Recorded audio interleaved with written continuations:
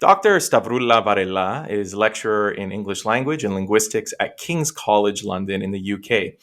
Her areas of research include the relationships between linguistics and literature, nomenclature in medical discourse, and language contact, including linguistic borrowing and phonological and morphological nativization, all of which we'll certainly learn about today. She has published a number of works, including Lexicon and Word Formation, Language Contact, and the Lexicon in the History of Cypriot Greek, and edited Languages and Cultures in Contact and Contrast, Historical and Contemporary Perspectives, and Explorations in World Literature from Ancient to Contemporary. Today, she's here to explore the origins of the modern Cypriot Greek dialect from both an historical and linguistic lens. So, Stavroula, if I may, welcome to the podcast. Thank you. First off, I'm going to tell you, I'm very excited for this conversation, to tell you the truth, because I've always been very fascinated by language, and especially just Greek Cypriot. I've always found it so intriguing. Every time I speak with my parents, I'll hear a word, and I'm always like, "Oh, that's an interesting word. I wonder where that's from."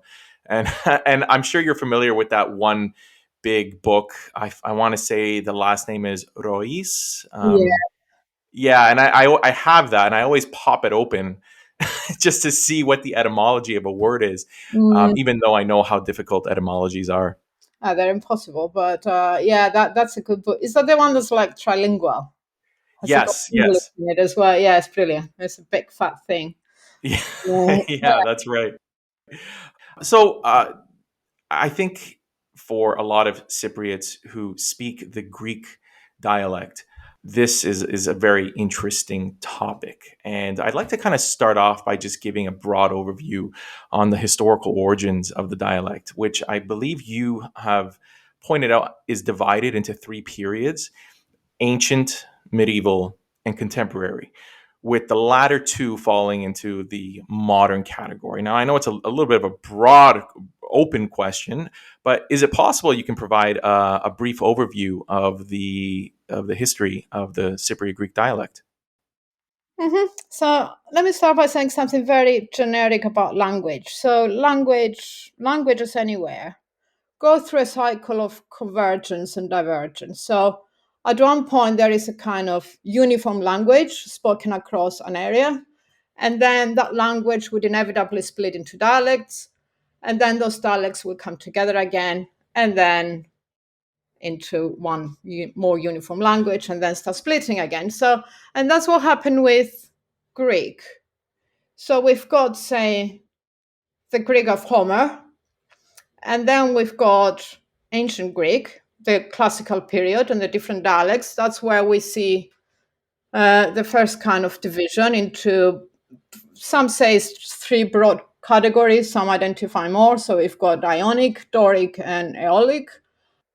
And then there is Arcado-Cypriot, which is like the ancient dialect spoken on Cyprus. And then kind of all these dialects disappear with Alexander the Great. So then we've got the Koine Greek, Hellenistic Greek, as it's called. So that would be from about 330 BC to 700. And then after that, language kind of splits again.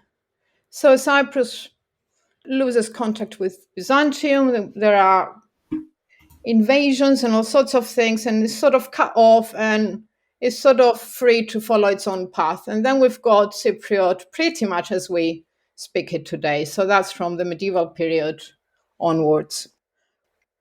Well, let's start with Koine, or as we would say in modern Greek, Kini.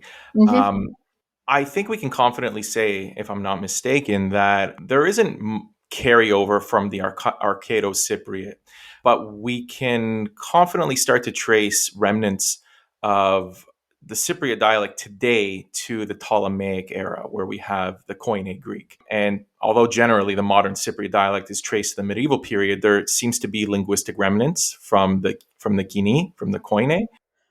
Can you speak to some of those carryovers that make Cypriot unique, that's rooted in the Koine? For example, the double consonants, and some modern words that listeners might be familiar with are like the words for sand, ammos, or never, ποτέ. So where do we get those words from, and what other carryovers can we have from the Ptolemaic era? So we get these words from ancient Greek, some from the Ptolemaic era. So there would be in Hellenistic Greek sort of inherited a lot of the ancient vocabulary, obviously. So what you said is absolutely correct. Much of that inheritance is in terms of vocabulary. So we have words like after from after, gamo from gamia. When we say gani, that's enough. That's from ikanon esti. Other words like when we say edoxemu, that's from doki mi. Ospolade is not a word I use, but I have heard people saying it, which comes from ancient ispola edi. So it's it became a sort of saying or a greeting saying, hopefully, or something like that. So we've got lots of words, and then we've got grammatical elements, like you mentioned the double consonants, like amos, papoose, galittera. So what's interesting here is that ancient Greek had this double consonants, as evidences some of the modern Greek spelling. And Cypriot not only preserved that, but it kind of extended the rule to other words that wouldn't normally be pronounced with a double consonant. So it's existing ancient words and lots of other words that kind of didn't follow the standard but developed their own rule. So pretty much everything is kind of double. So any consonant between two vowels would be kind of heavy. And then some endings in nouns like the final N, anthropon, ήμεραν. And then the famous augment. So έφα, πάτησα, κατάλαβα, ρώτησα, and so on. So again, that's something that existed in the Kini and then was maintained in Cypriot Greek, and then it was extended subsequently to other verbs that wouldn't normally require it. Now, with the majority of our features, however, we confidently trace them more to the medieval era. We're talking about from, I suppose, the 12th century or the close of the 12th century till, I guess, the close of the 16th century. This is where we find most of the changes that we can point to and say, okay, now this is uniquely Cypriot. And you call this one of the words that I had to kind of wrap my head around was you're calling this a nativization process. And you talk about morphological and phonological adaptation. Can you explain what this nativization process is and how perhaps in the medieval period we start to see that with the influence of the French languages, the Italian languages, so on and so forth? So nativization is, you can call it naturalization if you prefer that word, or adaptation, or so basically that's when a language absorbs elements from other languages. So in our case, it would be, like you said, French and Italian and so on, and kind of makes them its own. So you take a word, and normally the root of that word would be the element that is being borrowed. And then you're going to stick an ending that would kind of conform to the rules of the borrowing language. Mm-hmm. So you take avocat in French and you make it avocados. And we find that word in medieval Cypriot text. So, and that's the idea. So what goes on? How does a language kind of claim words, and especially words, and makes them appear as if they could be Greek or Cypriot Greek. So the first thing that happens is the sound is going to be adapted to something that's pronounceable by the native speakers. So it's a bit like learning a foreign language, and your pronunciation isn't perfect because there are sounds you possibly can't even make at all or can't hear very well, therefore you can't reproduce. And so it's kind of an extension of that phenomenon. In borrowing, a language would adjust the sounds, the phonemes of these words into its own phonological structures. Mm-hmm. And then it's morphology, and that's where it's most noticeable, because that's when you're familiar with the declensions of Greek. And then once you see those, but the root of the word isn't Greek, it's probably French or Italian and so on, then you know that some process of nativization have taken place.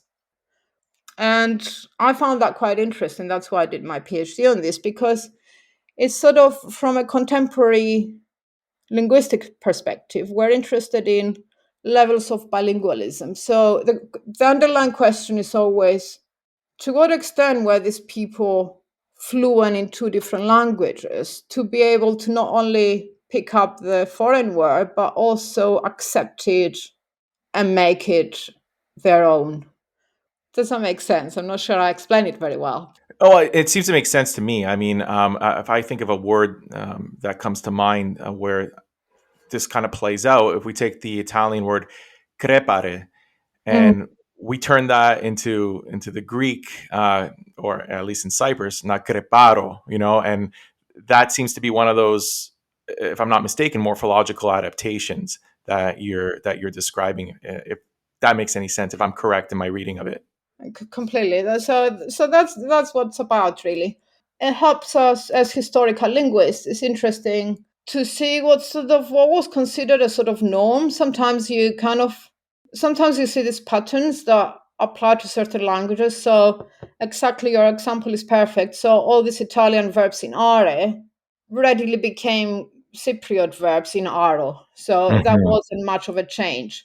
French is a little more complicated. So we've got this very early loans in Iazos, things like fignazos for chazo and ategnazo and so on, which I don't know where Iazzo came from, but the French or the Provençal verb would end in R in the infinitive, and then maybe yeah in second plural, or I don't know. So Right. one of these forms gets picked up, which is normally what speakers hear, and then inevitably they'll start using it as if it were a Greek word with Greek endings and so on. Right. What are some of the characteristics of the medieval dialect in Cyprus in this period? I mean, what are some of the phonological sounds that start emerging in the medieval period? So we've got the double consonants, we see evidence of that.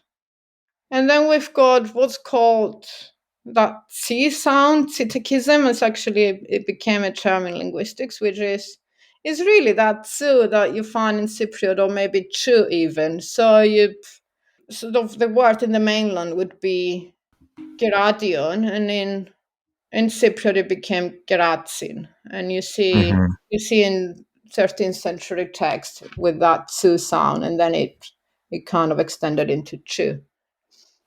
And then we've got everything that goes on in Cypriot. You can trace it in the early medieval texts. So you've got syllables being dropped, especially if they are kind of similar and sounding redundant. So a synovivastigon becomes a synovastigon, something like that. Hmm. And then vowel harmony. So that's when you try and make vowels in a word sounding the same. So instead of yeneka, you say yeneka. Hmm. And then gemination, we mentioned, or that pronunciation of double consonants. And then elision, not just of syllables, but of any consonant between two vowels. So laos rather than laos. And then fusion of sounds. So sometimes kind of a string of sounds merges into something else. So instead of brotho, you find a word vrutho, which is what it meant. Little words like Peribu and índa from Dinda and man from Mida, and you find all that in medieval Cypriot.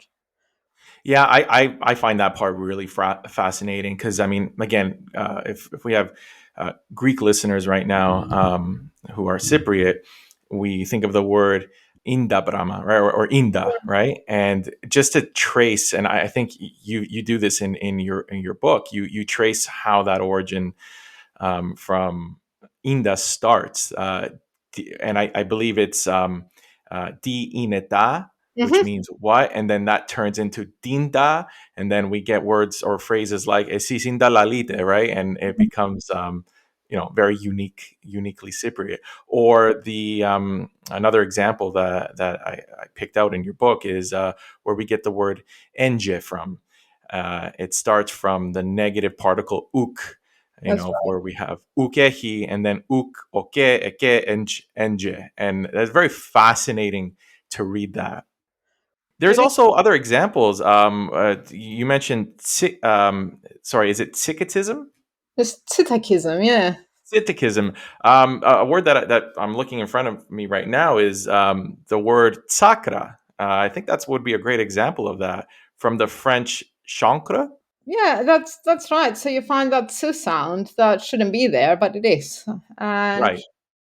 and that's extended, it sort of overlaps to an extent with other phenomena which kind of that fall under the umbrella of palatalization. So that's very super common in Cypriot, and everybody speaking Cypriot would identify that. So instead of hu, you have j, and instead of hu, you have shu. So tishin instead of tihin, and Mm-hmm. geros instead of geros, and harchin instead of harkin. So that would be a kappa or a he, either between two vowels or following a consonant but before a vowel again. Now, I might put you on the spot here, Stavroula.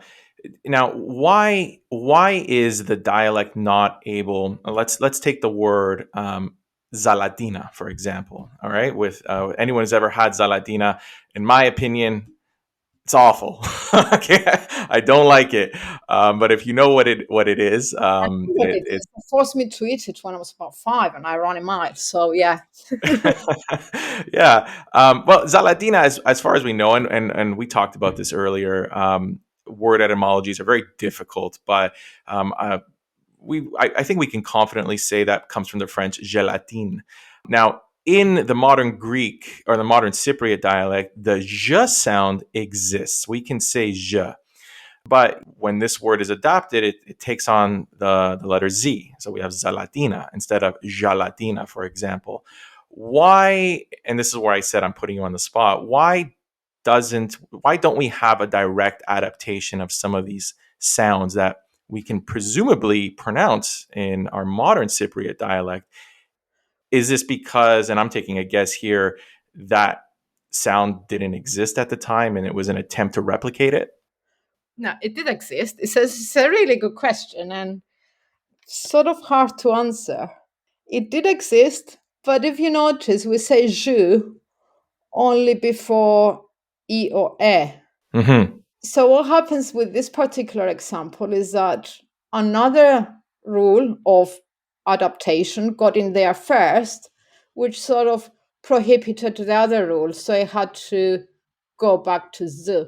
So in French, it's sort of presumably the etymology is correct. I'm not even sure. I'm never sure about etymologies, but Right. Yeah, it is a problem, isn't it? yeah. So if the French is gelatine, Cypriot wouldn't like the e and the a, and it's more likely to have made it with the two a, both Mhm. syllables the same. So it would have been gelatina, if anything. But because you can't have je before the a, you kind of simplify it back to z. So it's sort of it's an irregular thing that became a necessity because another rule applied first. Does that Mhm. make sense? Yes, it does. It does make sense. Would you say it's a little bit of guesswork when we're dealing with these etymologies? It's, Um, I find it fascinating actually, and I enjoy it when I can find the answer. But sometimes it's quite tricky. yeah, it is. It really is because even words that made their way into Greek from the Latin, it seems that they make their way indirectly most of the time. Exactly. Um, you look at words, and again, I've chosen words, everyone. I've chosen words that are very common in Cypriot. We take the word vraka, right? That presumably comes from the Latin for braca, which means breeches, but that never directly came from the Latin into our dialect, if I'm not mistaken. That's right. So, and that's why etymologies are different. What we're good at is saying what language the original word belongs to. That's fairly easy. Unless, of course, they're cognates. So some words are similar in I don't know, they sound the same in Provençal and in Portuguese, and we can guess, well, Cyprus had more contact with Provençal rather than Portuguese, so it must be Provençal. So some of it, the answer is in historical detail. But the bigger issue is exactly what you said, whether we're dealing with direct borrowings or indirect ones. So, and a lot of early loans that have their roots either in Latin or some dialect of Italian. We don't know whether Cypriot picked it directly from Latin or Italian, or whether it came via Greek. Just because there is an evidence in a Greek text at the time, it didn't mean that the word didn't exist. So it's, yeah, you have to kind of weigh all these factors. So the time the word appears, the time you think the word was actually in use, not necessarily when it appears in a written form. And then, and then you have to consider indirect loans or secondary loans. So interestingly, we borrowed words from Turkish that are actually Greek words, but we definitely borrow them from Turkish because they sound more like Turkish. So there's that going on. So it's about direction and timing, and that's when things get a bit complicated. Yeah, another word that that again Cypriots could relate to is the word suvla, That's right. which in Latin I think is the original, where we think we can trace the word to is subula in That's right. Latin, which spit maybe. Some spit? Yeah, I was thinking that. Other words we can be more confident about, like bucono. Wow, we can get that from buca or boca rather, right? So, That's right. which has to do with the mouth. So it's very, very fascinating, these etymologies. Now, one of my favorite quotes. I want to just kind of shift gears here to talk about literature a little bit. And we know that a lot of our understanding about the medieval dialect comes from the medieval literature that has survived. And one of my favorite quotes was one from Leontios Macheras, who famously said, and I quote, "We speak Greek and French that people don't even know what our language is anymore," end quote. Do we get a sense as to how the language penetrated Greek at that time, and to what degree it penetrated into the lower classes?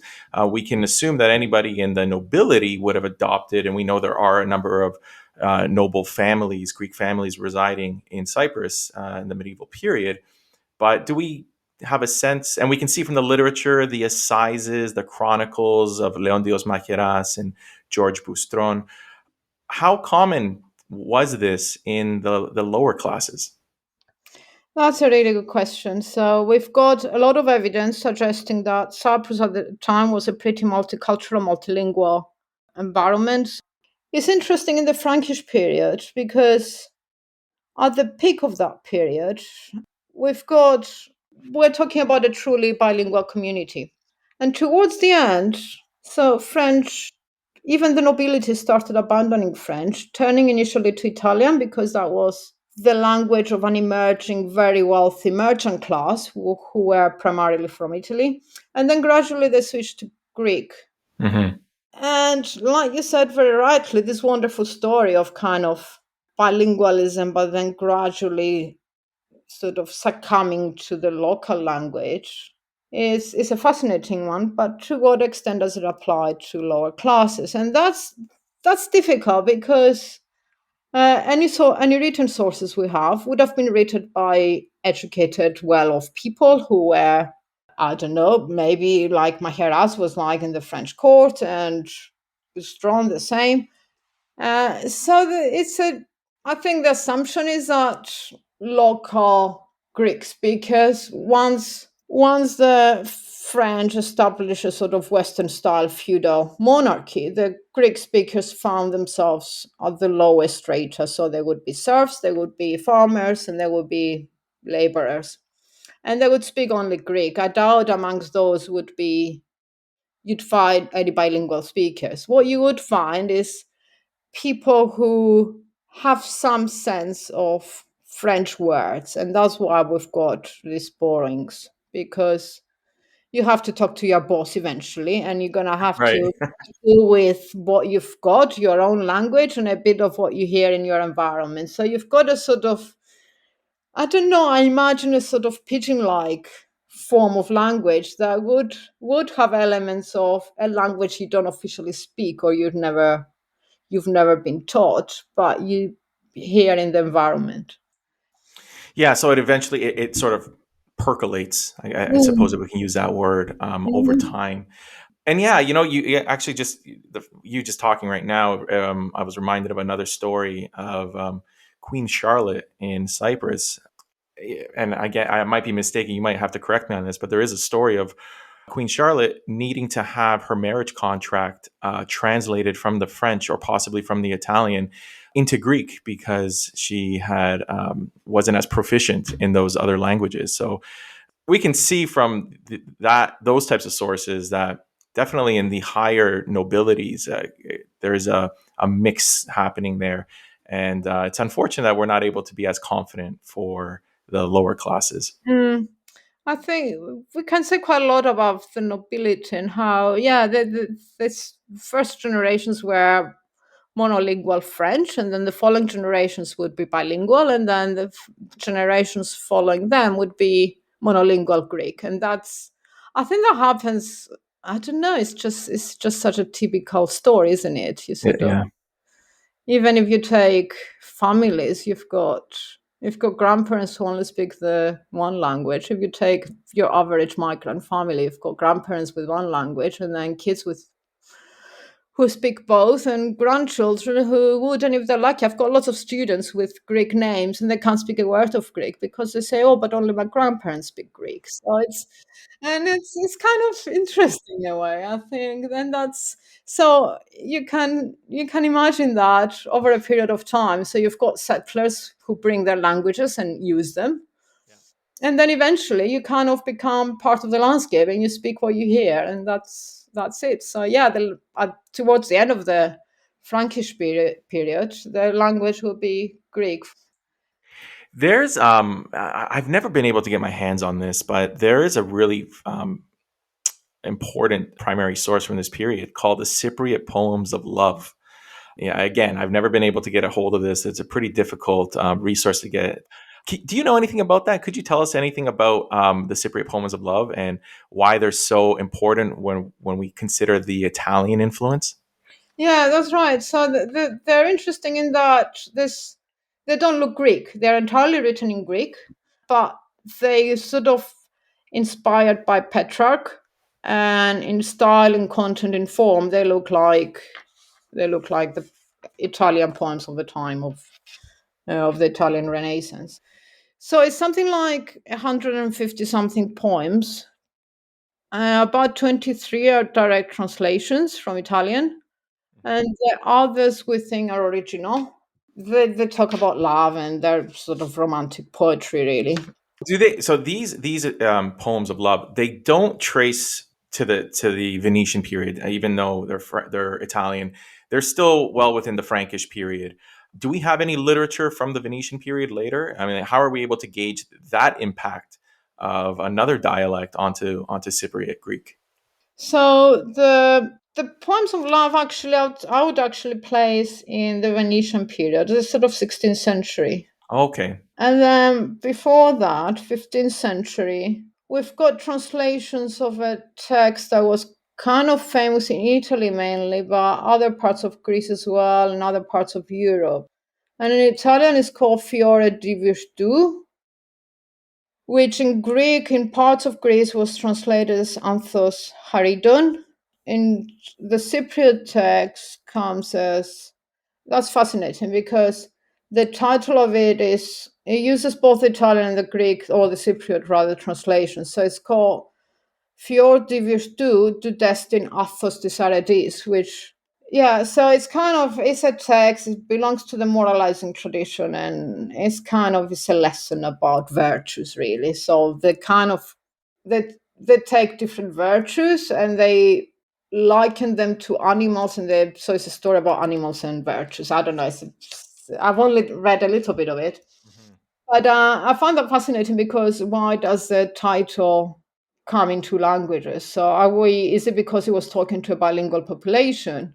Or at the very least, we can assume that the society was still linguistically mixed. So there'd be the Italian speakers and the Greek speakers and so on. So that would be 15th and 16th century. And then the Rimes Arabis, or the poems of love. Again, that's clearly Italian. So just it's all about technique of them. So you find technical metrical patterns you wouldn't find in Greek. You find consistent use of rhyme. Now, rhyme didn't exist in Greek poetry at the time, so we find it in these poems. You find things like, so it looks like a Western European sonnet, an Italian sonnet. In 11 syllables, each line would be 11 syllables. Again, Greek poetry would be either 8 syllables or 15. So you've got the Italian influence there is very clear. And again, the assumption is, I don't know, we don't know obviously who wrote them, but the assumption is that that will be a very educated bilingual composer, poet. Because what we know historically, at least about the Venetian period, is that it wasn't a happy one for Cyprus, because by that time, the Venetian Empire was sort of collapsing, and Cyprus was a story of mismanagement and corruption and I don't know, add to it droughts and floods and locusts and bad things happening during the Venetian period. So eventually the Europeans left, went back home, so to say, or to other parts of Europe. And so by the end of the Venetian period, something like 90% of the population would be monolingual Greek speakers. So, and yet we find these poems which seem to be quite popular. So it's again another thing that's a bit hard to explain. Mhm. Do you know of any words that emerge from these Cypriot poems of love that still exist in our dialect today? So I know that when we look back to the assizes or Mahiras or Boustron's work, we can see words that continue to exist and some that have petered out, that are no longer a part of our dialect. Mhm. Um, are there words that we can still say come from this period, that we can confidently say come from this period? There's a lot of words in our dialect, of course, that have Italian origins. A lot of people will know the word sciarpa, for example, for scarf, or if I dinglappa, that comes from the Italian grappa, or even dacha comes from staccio. Can this be confidently traced to this source, or is it more of a period It that can we be trace some of these traced, words? yeah, it can be traced to the period. Some of them will be in the poems inevitably, but again, we don't know whether Cypriots learned the words from the poems. Unlikely, given Yeah, that education wasn't pro- accessible. yeah, accessible. That's a good Yeah. word. Yeah, so I think it's a quite so the poems are a good indication of the sort of language spoken at the time. And from the poems we can infer about the language rather than the other way around. To trace words in a particular text, it's probably not that helpful. What we know is what words were in use in that time. So Now, with the Ottoman conquest, there seems to be something that hasn't happened to this degree. We have a significant demographic shift. So, with that demographic shift in mind, how was Greek able to survive? Obviously, it adapted and adopted a number of Turkish words, but as a whole, the language still survived. Is there anything in particular that allowed it to thrive in these few centuries?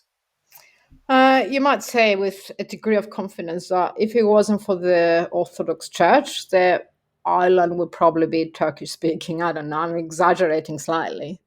But so what kept the language going is definitely the Greek Orthodox Church.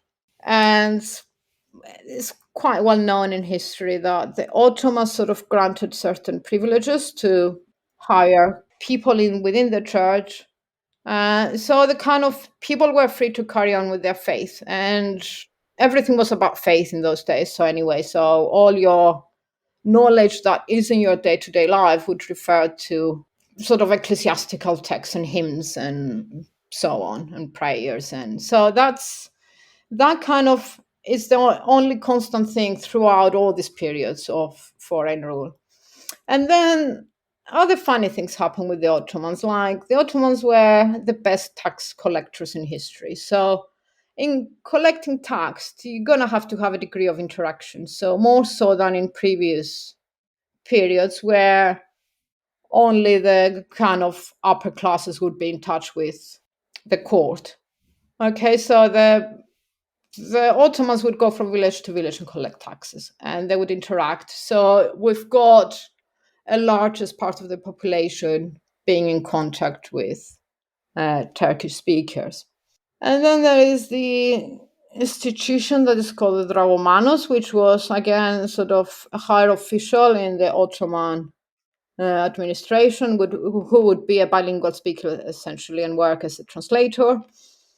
And of Do we? course, yeah, there was influence all along, but it was kind of bidirectional. So we borrowed an awful lot from Turkish, but so did the people who settled from Turkey. So what eventually became this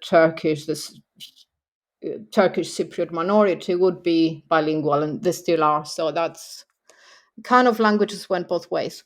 Yeah, I feel like an example of that would be the word banayir. And I'm definitely not pronouncing it correctly in Turkish, but we know that that's a Greek that is a word that exists in the Turkish Cypriot dialect, and we know that's from the Greek banairin, which I think anyone listening knows it's a festival of sorts. But where are there more typical words that we find from Turkish in the Cypriot dialect that relates to a typical cross-cultural contact? So, for example, will we hear words associated with the market? Is that where we'd get the bulk of Turkish influence, or at least at first? Is that something that we can say confidently? Yeah, a few areas of day-to-day life, really. So its market is a lot about food and cooking. So ways of preparing food and food items themselves. I don't know, just pick anything that you think it belongs to Cypriot cuisine. Chances are it's probably Turkish, or it's a Turkish word, or it's also found in Turkey. So Yeah, perfect it's word, bakali in Greek. Mm-hmm. So I don't know, tavas just came to mind. I don't know why. That's Yeah. that's a Turkish thing. Yeah. So you kind of borrow the object and the what comes with it. So we can assume here that the locals absorbed a lot from the newcomers, and subsequent generations the same. And so it's a matter of culture borrowing rather than linguistic. Linguistic is a sort of happy coincidence. So you borrow this dish Mhm. that you like so much, and what do you call it? You call it that, and generations later, people use that. I'm not quite sure whether what is it is done in that village, but Mhm, mhm. you kind of the history becomes more obscure as time goes by. In the late 19th century, obviously, we have the British who arrive, and with them comes the English language, and we can see nativization happening there with a number of words. I mean, you can just speak the Cypriot dialect, you're going to hear a number of English words there. For example, na parcaro, right? Like I'm going to park the car, and then we have that suffix aro, which is kind of the same adaptation, I suppose, that we did with the Italian. We do with the English. And I'm sure we can speak. You could speak to the impact of English, but there's something that came to mind. We might not be in the position to answer this question yet, but in the past 2 decades, let's say, we've seen a significant impact of Russian and, I suppose, Eastern European emigration to Cyprus. Are we seeing any linguistic impact with those linguistic groups? That's a really good question. I think it's hard to answer a question about something that might still be happening. Right. But for all I know, I doubt it. I don't know. I don't think Greek would ever pick from Russian because there are many Russians. And it's interesting, and I don't know why. It's just a different level of I don't know. It's migration of a different type. So you migrate and you immediately sort of assimilate with the local population. So what I've noticed in Cyprus every time I go is how many kids attend Greek schools right from the first grade, and they're fully perfectly Greek speaking. So there isn't that.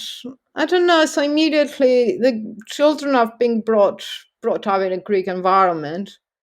And the other thing I'm not quite sure is there really a lot of interaction between Greeks and Russians? There are. And I wonder Yeah. to what extent that's done in English. So maybe that's what's, I don't know, it's just my guess, really. Russians move to Cyprus not necessarily speaking Greek, some do, but the majority don't.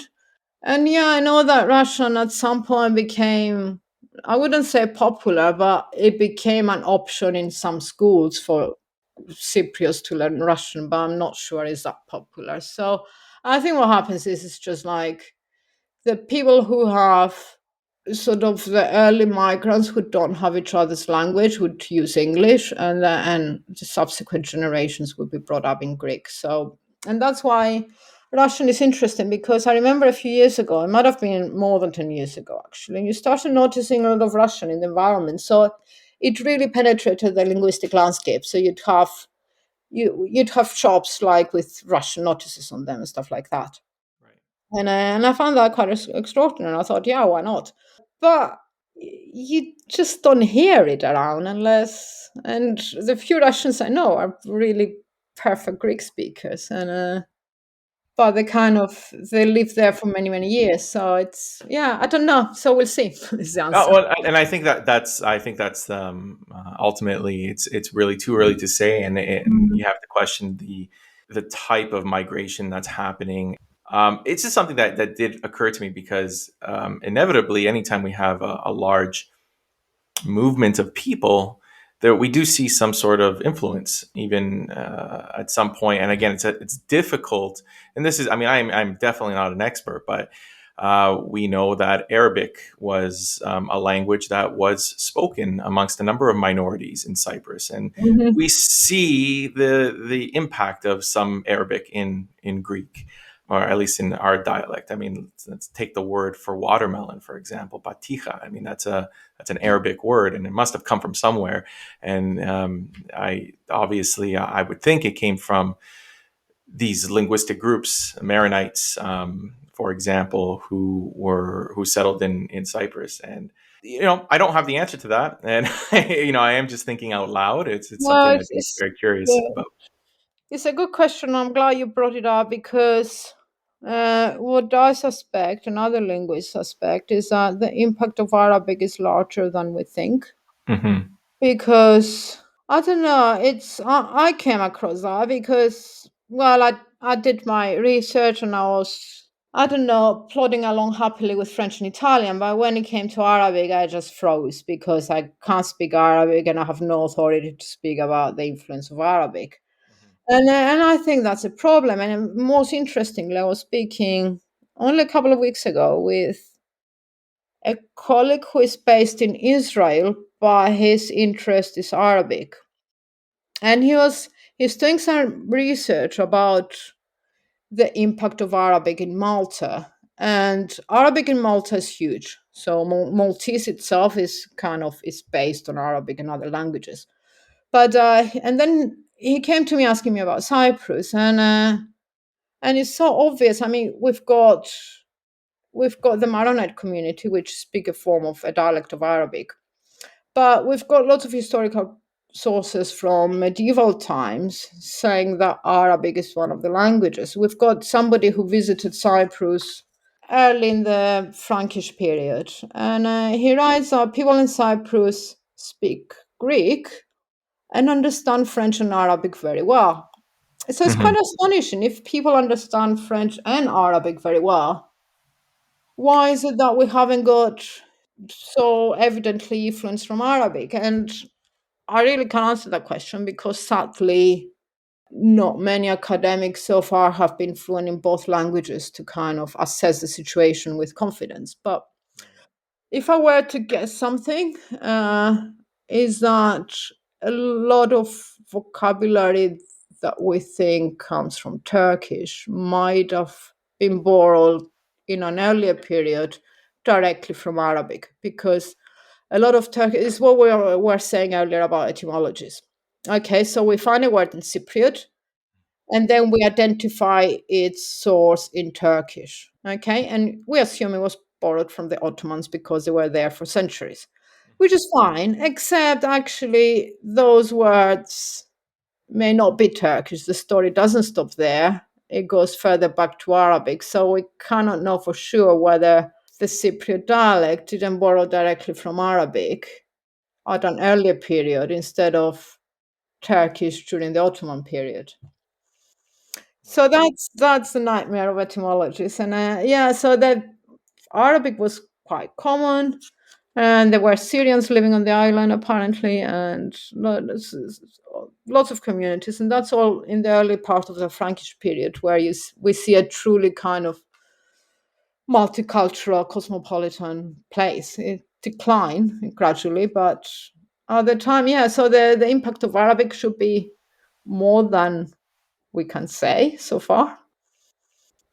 The source that you were mentioning, that where in the medieval period where they said Greek is spoken here but French is understood, as is Arabic, I'm very confident that's Jacobus da Verona. That's right. Yeah, he was a sort of monk who visited in. That's right. I actually Is it early 13th century or something like that? I can't remember very well, but yeah. Yeah, I think it was the 14th century, and it's just very coincidental. I just happened to have read that recently, and that's why I can confidently say that's who it was who said it. It's so fascinating because when we think of Cyprus, we think of two communities generally. We think of the Greek and the Turkish communities, but we forget, or rather, it's just not commonly known just how multicultural Cyprus was. In particular, during the medieval period, it was a very, very multicultural place with a lot of cultural exchange, linguistically and otherwise. And when you look at a dialect as rich as the Cypriot dialect, and I'm certain this is the case in Turkish Cypriot as well, it shows you how much contact and exchange and harmony existed in Cyprus during these periods. I know it's futile to try to always identify word etymologies, but it's fascinating. It is incredibly fascinating, which I'm sure you can attest to. That's absolutely right. Yeah, and that's what we're saying. And it's something about islands that, I don't know, makes the whole thing extra interesting in a way, because when you're looking at a dialect, so a dialect would thrive if it's fairly removed from the mainstream language. Okay, Cyprus is a long way from Athens. So that's why, while in Greece, sort of dialects kind of started coming together again. So that's what we were saying in the beginning about languages kind of diverging and converging. And so Cypriot sort of thrives because it's fairly away from the center. Okay, and that was true throughout the medieval period and the Ottoman period and so on. So you've got kind of a dialect on its own, but at the same time, it's an island, and an island is always kind of visited by all these people who stop and go. So perhaps what had even more of an impact on Cyprus wasn't so much, obviously, political and military conquest, but also trade. Okay, and what's interesting about the medieval period is another thing I don't know much about, but I find absolutely fascinating, is the sort of the use of lingua franca, the original lingua franca, where the term comes from. So it's a wonderful mixture of, I don't know, Italian and Arabic and the other languages of the Mediterranean. And we're not sure that islands, if you were ever to find more substantial evidence, you have to look at islands, because on the one hand they've got their own dialect, and is sort of free to evolve. And on the other hand, there are places of more extended contact. So that's why I think, I don't know, there's a lot to be done about Cyprus and Malta and the other Mediterranean islands about that period. So it's kind of, I don't know, they call them the Dark Ages because, and following that, obviously. So the medieval period and even what would have been the Renaissance in Western Europe. You mentioned diverging and converging, and I'm reminded of a paper that I read from Davy and Banayotu, which they talk about the Cypriot Greek dialect, and they actually differentiate within Cyprus the differences between town speech and village speech, horkatika, so to speak. And I find it, now that you mentioned the diverging and then converging, there's quite a difference even within Cyprus when dealing with how you would articulate yourself in the town, so to speak, versus how you would in the village.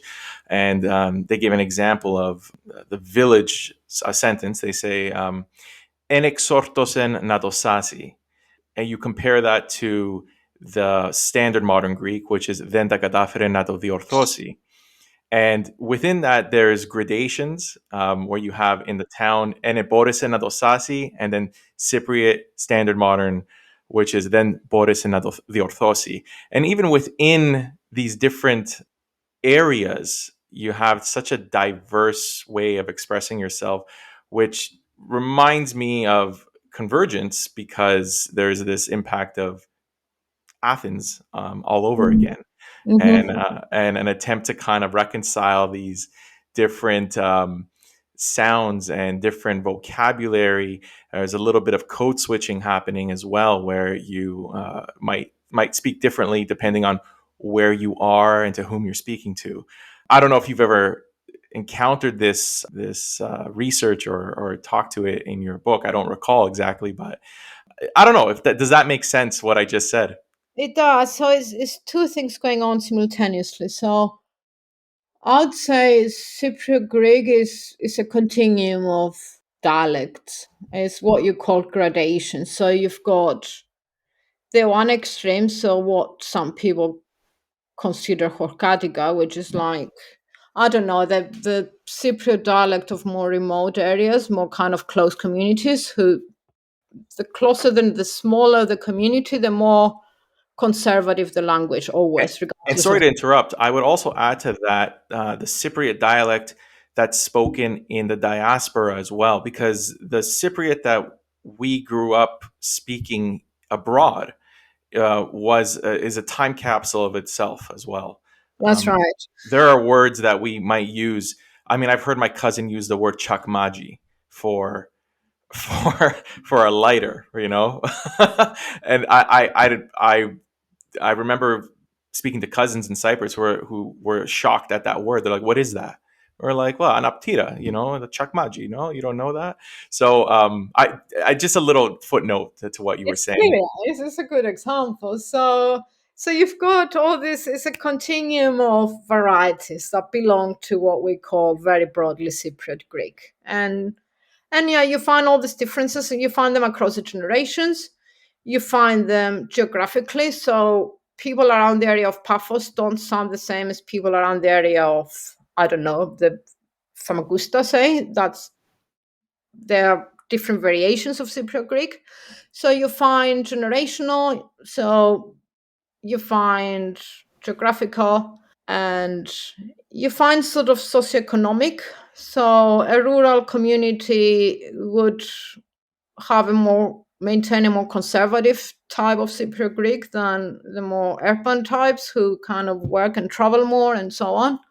And then you've got always diasporas are more conservative, so you find that the best way to study earlier forms of any dialect is not just with Greek, is with it happens all over the place. So that's a brilliant example of to kind of capture something that existed maybe at least one generation before. So basically, the more remote the community, the more conservative it would be linguistically. So small villages, diaspora communities and so on would speak a more kind of conservative type of Cypriot Greek. Mm-hmm. And then, so that's been the case for, I would say, Cypriot Greek once it's sort of stabilized and is identified as such. And then convergence with mainland Greek, I'd say it's part of that phenomenon as well. So while some communities are more conservative linguistically, some others are not. Okay, some others are in much closer regular contact with people that came from mainland Greece. Okay, and there's huge numbers of them the last 10 years, especially, or since the financial crisis in Greece, that kind of moved to Cyprus and they make it home. And I've met people who sort of, interestingly, sort of standard Greek speakers who try and pick Cypriot, and then Cypriots who ditch the dialect in favor of a more sort of standardized version of Greek. And it's kind of, so it's in constant change, the whole thing. So you can't, yeah, it's kind of, it's hard to name the dots on the line, but it's definitely a line from the kind of joining the two extremes. Yeah. Stavroula, this was great and very very fun to talk about. I really truly enjoyed having this conversation because my wife, she's Italian, and I can't really have these conversations around dialect as much. Although I will say this, I did have a couple of neighbors over recently, and I wanted to make a souvla for them, and I mentioned that I needed to pull out the fugu, and Oh, she had no idea what I was talking about. But she said to me, "It sounded like you said, what is that? It sounds like foco." exactly. And I'm Amazing. like, that's right. It is. It's related, I'm sure. Fire, a brazier. I'm not sure exactly where it came from, but we have some of these little exchanges here and there. But to actually speak with you and speak with someone who's really done the research, I really like exploring this dialect. I think it's such a fascinating dialect, such a rich dialect. Well, I'm hoping that if we've got young listeners out there, that they get into it, because I've done my PhD, 15 years ago, and I haven't seen much since. And even then, it was kind of original. That's why I was drawn to it. And since then, it's a lot about, I don't know, how Cypriot is used in different domains of news, and how it's used on digital media and so on. So it's all about contemporary Greek. But if anybody is interested in the language spoken on Cyprus in the past, broadly speaking, please go ahead and do it, because there's a lot of work to be done there. So that's Definitely. And my little. especially in Arabic, right? Exactly. Yeah, we need a perfectly bilingual Greek and Arabic person to help out. That's the other thing. And but yeah, there's interest there, and it's stuff we don't know. And probably I want to think, hopefully, rather over optimistically, that there are sources that we underestimated or not studied enough that would reveal. So this kind of small information we picked earlier, somebody visiting Cyprus in 1535 and commenting on the languages there. So that wouldn't mean anything. It was just like a travelogue. But actually we get information that we wouldn't. So I think there's a lot of material hidden away, and there's certainly languages spoken on Cyprus that we haven't got the full picture.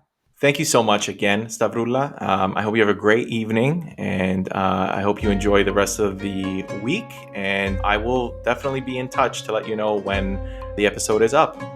Fantastic. Thank you. All right. Have a great night. Thank you again, Stavroula. You too. Thank you. Bye. Bye bye.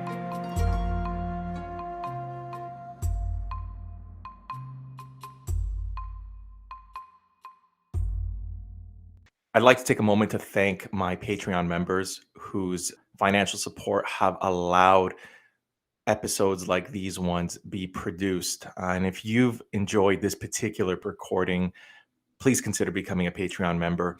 For as little as $1 a month, your financial support helps keep the podcast ad-free, offsets the costs of hosting. And if you become a third tier member, you can have early access to upcoming episodes. You can find the History of Cyprus podcast on Patreon at www.patreon.com/historyofcyprus. www.patreon.com/the History of Cyprus podcast.